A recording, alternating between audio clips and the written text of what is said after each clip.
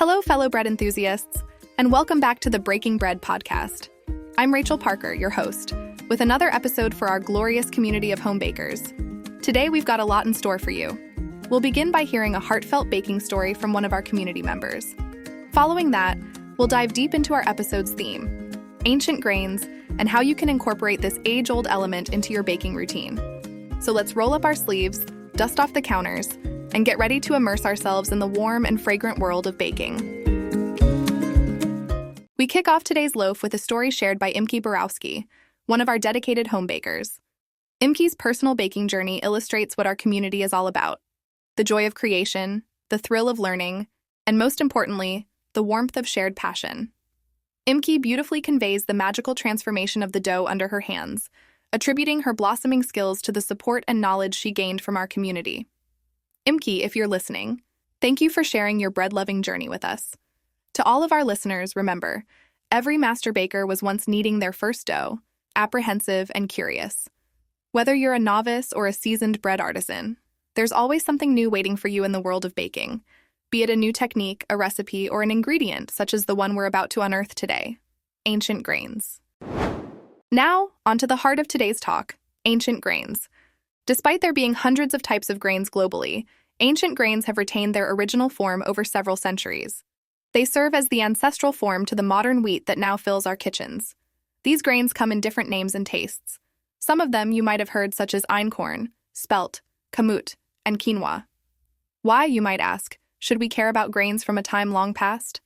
Well, fellow bakers, these grains are characteristically richer, not just in flavors, but also in their nutritional value. They are easier to digest and offer us a more sustainable baking alternative. For those eager to introduce these grains into their baking routine, here are a few tips. Start small, with substituting just a part of your flour with these grains.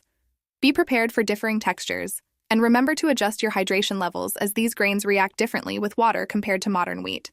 And lastly, allow for longer fermentation times to enhance their unique flavors.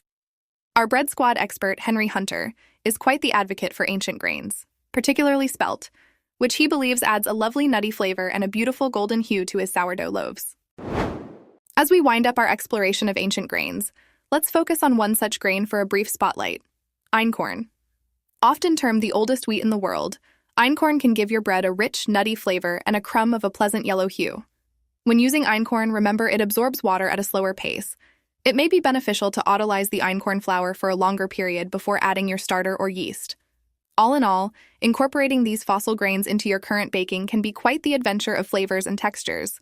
Each experimental loaf can take you on a journey, connecting you with the heritage of baking and letting you experience our ancestors' bread-making methods. And with that, we conclude today's episode of Breaking Bread.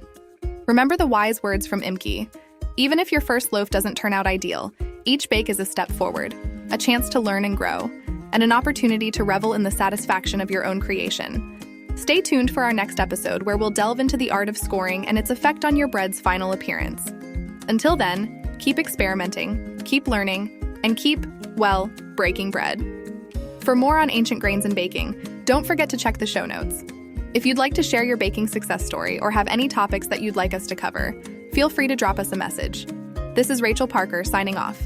Happy baking, everyone!